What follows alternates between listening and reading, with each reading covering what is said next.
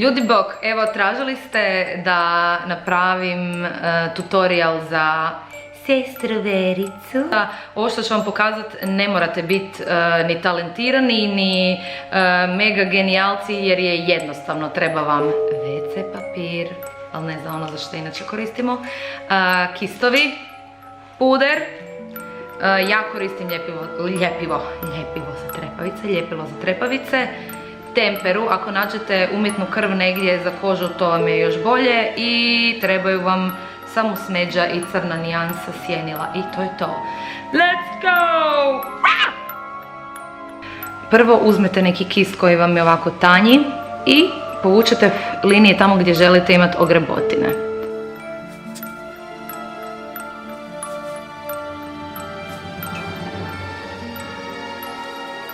Uzmete listiće WC papira, ovako ih lijepo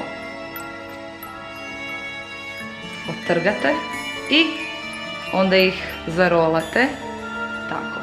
Neki mogu biti više zarolani, neki mogu biti malo onako plosnati.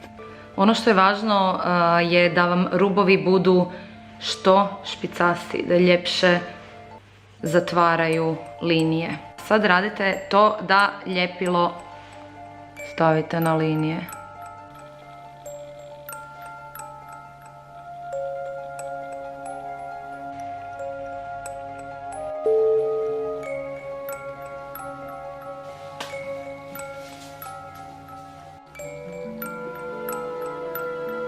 Ove ostatke koji su vam predugački možete ih slobodno ili otrgnuti ili odrezati sa škaricama.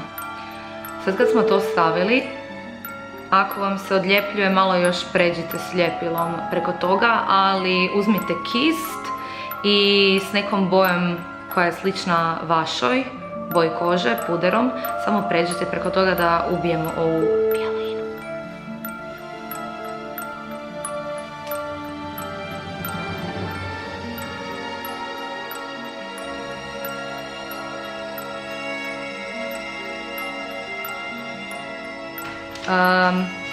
Fakat je jednostavno, jel da?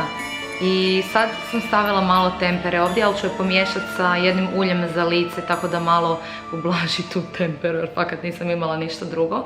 I ovo sad već počinje sličiti na nešto, sad će se vidjeti kad dođe krv, pa kada dođu podočnjaci. I sad ide krv, it's ok, to mogu.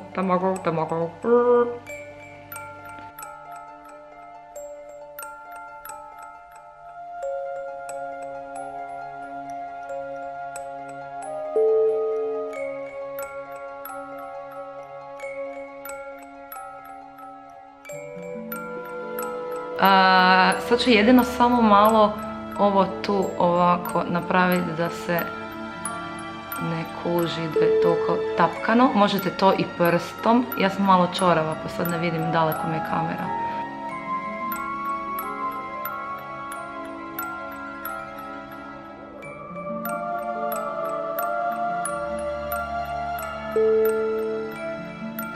Sljedeće što trebate napraviti je nacrtati podočnjake. Kreću podočnjaci.